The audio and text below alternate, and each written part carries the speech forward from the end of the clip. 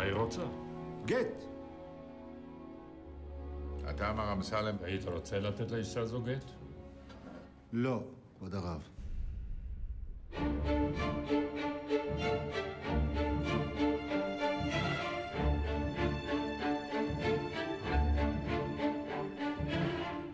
בכל מקום מתוקן, כשאיש מקבל זימון לבית דין, עליו להתייצב.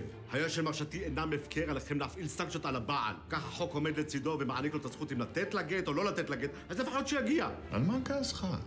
אנו זימנו וזימנו. מה עוד נוכל לעשות? את כל מה שעומד לרשותכם על מנת לגרום לו לבוא.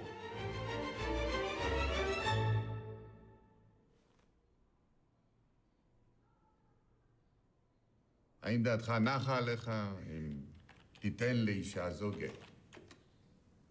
לא, כבוד הרב. אינך מוכן לתת לה גט? לא, כבוד הרב. ובשביל מה באת עד הלום? כדי לומר לא. כן. אין בית דין בעולם שיכול לחייב אישה זו לחיות עם גבר זה. שומע אתה, היא אינה רוצה לחיות עמך.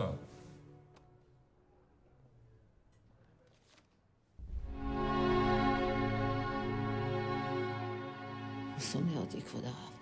כל מה שהוא רוצה עכשיו זה רק לראות שלא יהיה לי טוב בהמשך.